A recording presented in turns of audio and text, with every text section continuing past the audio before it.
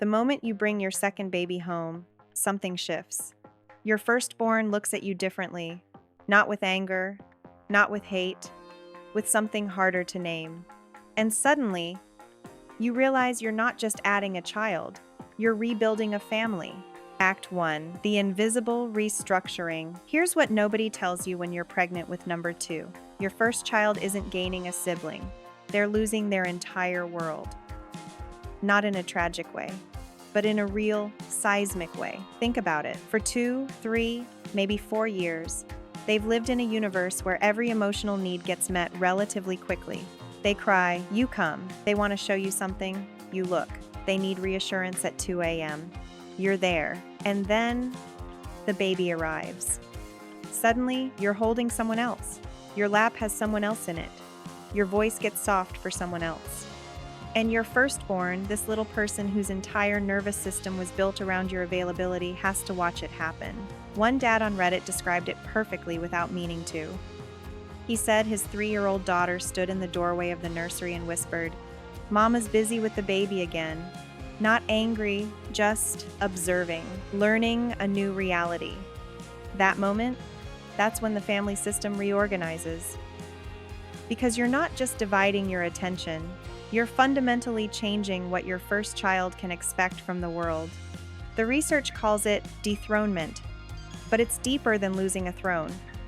It's losing predictability, losing immediacy, losing the certainty that when you need your person, they'll be fully, completely yours. Act 2, what jealousy actually looks like.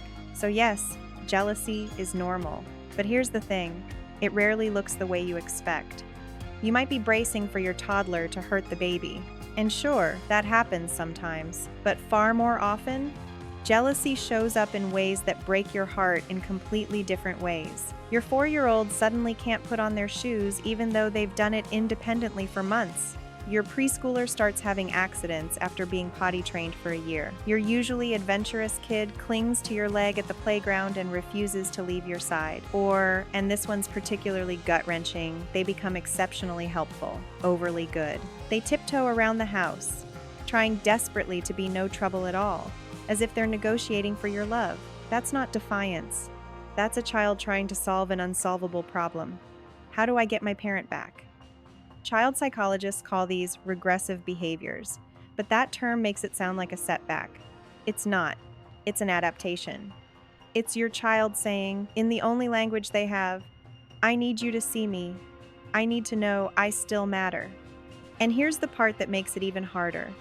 They're not wrong to feel that way, because you are less available, not because you're failing, but because the math doesn't work anymore. 2 kids, 2 hands, 24 hours.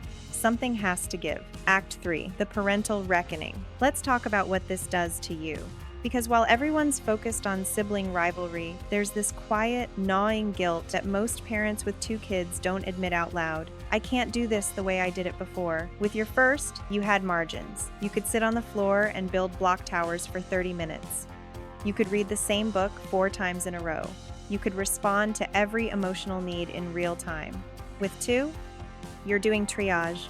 The baby's crying, the toddler needs lunch, someone needs a diaper change, and your older child is asking you to watch them jump off the couch for the 18th time, and you want to watch. But your nervous system is maxed out, and you hear yourself say, "Not right now, sweetie." And you see their face fall, and the guilt lands like a stone in your chest. One mom described it as grieving the parent you were, and that's exactly it. You're mourning the version of yourself who had enough bandwidth to be fully present. You're mourning the simplicity of one-on-one time. You're mourning the relationship you had with your firstborn before it got complicated by logistics and exhaustion and another person's needs. And then, on top of that, there's your partner. Because here's what the research shows, and what almost every parent of 2 will tell you if they're honest. Marital satisfaction typically drops after the second child, not because you love each other less, but because you're both running on empty, touched out, running parallel routines just to survive the day. You're co-managers now, coordinating naps and snack times and who's picking up which kid.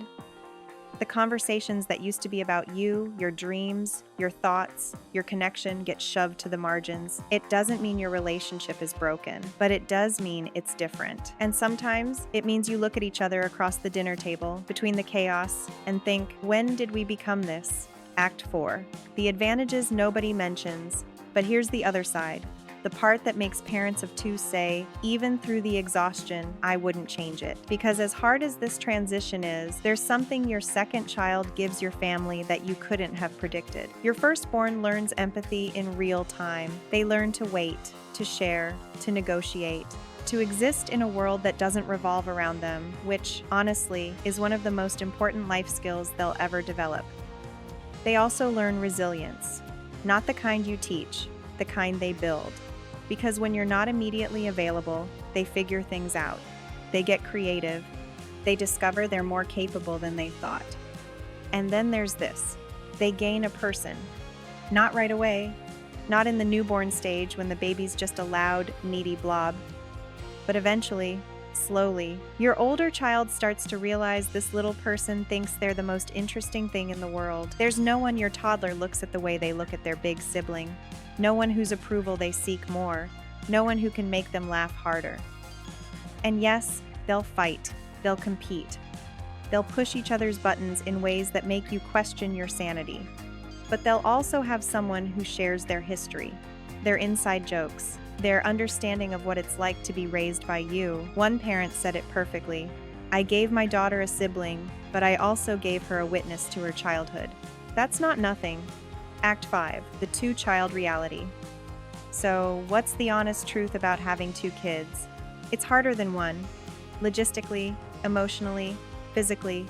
The workload doesn't double, it multiplies. You're managing two developmental stages, two sets of needs, two emotional worlds that don't always align. You lose spontaneity. You lose margin. You lose the ability to just go somewhere without a tactical plan. But you also gain something that's hard to quantify. You watch your kids become people together. You see your firstborn teach your youngest how to blow bubbles, or hold their hand in the parking lot, or whisper to them when they're scared. You see your family become a system, not just you and a child, but a web of relationships that exist independently of you. It's messier, it's louder, it's more complicated. But for a lot of parents, it's also richer, not better, not worse, just different. If you're in the thick of it right now, if your firstborn is struggling, if you're drowning in guilt, if your relationship feels like it's running on fumes, here's what I want you to know. This phase is real, it's hard, and it's temporary. Your firstborn will adjust. Not immediately, not without some bumps, but they will, because kids are far more resilient than we give them credit for. And you'll find a new rhythm. It won't look like the old one, but it will feel like yours. Your family isn't breaking, it's just becoming something new. And that's okay. What surprised you most about having a second child? Let me know in the comments.